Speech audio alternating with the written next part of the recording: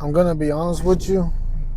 I didn't know if I was gonna actually make this video because it's kind of vulnerable.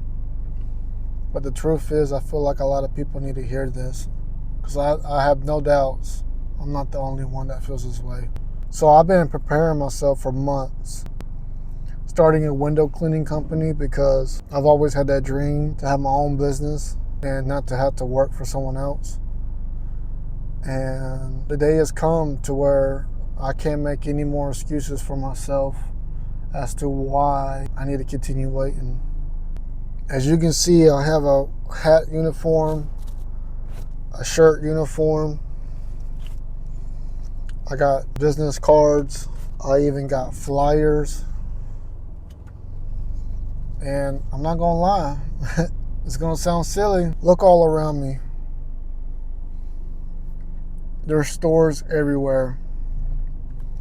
And I know these stores need my services. I know they need to have their storefronts clean and looking good and having good curb appeal. But honestly, this has been the hardest thing to do, is step out of this car. I'm being real with you right now.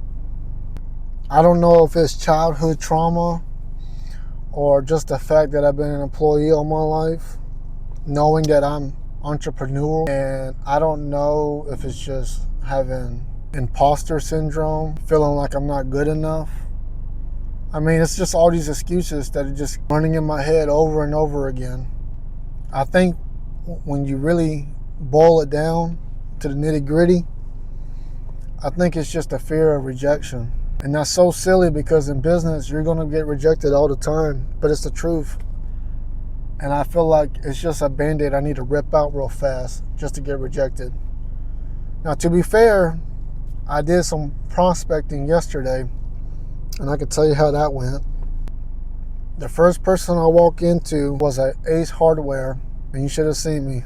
Before I went in there, I went to Walmart a while back and got me these sales order sheets, and then I wrote them a quote and had my copy. And then I had the flyer ready with my business card, and then I put it all in an envelope just to make it look so professional. I'm just like, I overanalyze and overthink the little details.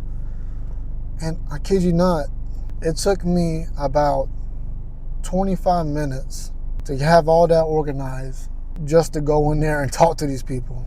In the moment, you're not thinking about that. But now that I reflect back to that moment, I realize, man, I'm just lollygagging. I'm really just trying to buy myself more time to not face the possibility of rejection. And it's so silly. I mean, I'm a grown man, but I feel this way. And I have to remind myself, you're gonna get rejected. And it doesn't matter how much you prepare yourself. And so I know I'm not the only one. I know there's got to be more people that are in the same shoes that I am, that have big dreams, that want to have more for their family and their community. And this is the hurdle. This is what you're going to have to do. And it's going to be uncomfortable. You're going to have to get ready to feel awkward, to have, like, give yourself grace. That's something I'm learning with myself. I have to give myself grace because I kid you not, the first one I went to was an Ace Hardware. Went great. I'm actually following up with the manager Monday. The second one was a Jersey Mike's, and I had my script that I practiced like 30 minutes prior, and I said it to the girl who happens to be the manager, and I stumbled it and slurred it, and I paused like a deer in the headlights. It was so bad, so bad.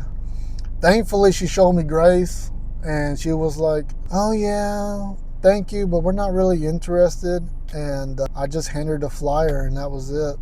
Looking back now, I just know that where I want to go when I finally get to that point, because I know it's going to take time, I'm going to look back at these small moments, and I'm just going to laugh at it. And maybe you have already tried doing something with your business, whether it's a service-based business, a B2B business, a B2C business, whatever it is. Maybe you already did some things that are just in your mind kind of like failures, or you already embarrassed yourself. Man, that's the first step. Congratulations, you finally ripped the Band-Aid. It's only going to get better from here. You just got to stick to it. Stick to it.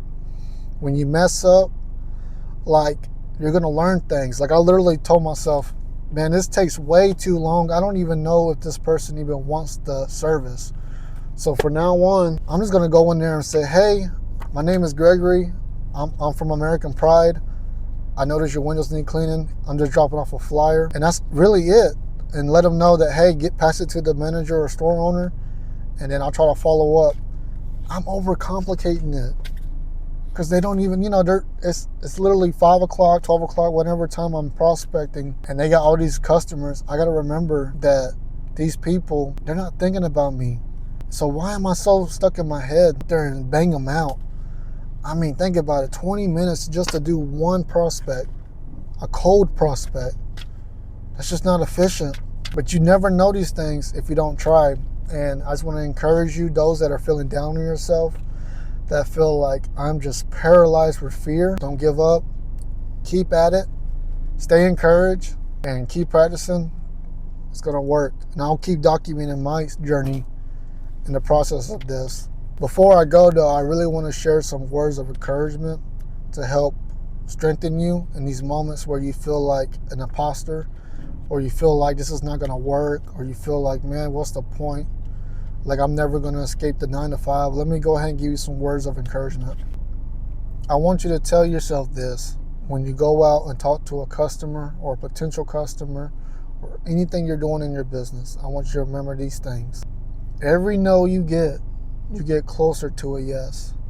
And a no that you get today can be a yes a week from now, a month from now, even years from now. You're actually offering a real needed service if you're in the window cleaning. Storefronts need your service. So remind yourself that when you feel like you're just bothering them or you're just some kind of scam artist, you're not. Remember to give yourself grace when you mess up, because don't look at it as a failure. Look at it as a learning experience for you to get sharper. This last tip might not resonate with everybody, but I'm a spiritual person. I believe in Jesus. And if you don't, that's okay. But I just want to talk to the ones that are believers at the moment. God doesn't give you fear. The enemy does. So when you feel afraid, remind yourself it's because the enemy doesn't want you to go into your calling. Because if you do go to your calling and you do what God put in your heart to do, it has ripple effects. And so remind yourself, those moments when you feel fear, that you're here for a purpose. There's a reason why you got big dreams. Hopefully they're morally well. If you're a Christian, I'm going to assume it is. If not, praying for you. But regardless, you get the point. If God's for you, who can be against you? So go ahead and get after it, man. That's all I got to say. God bless.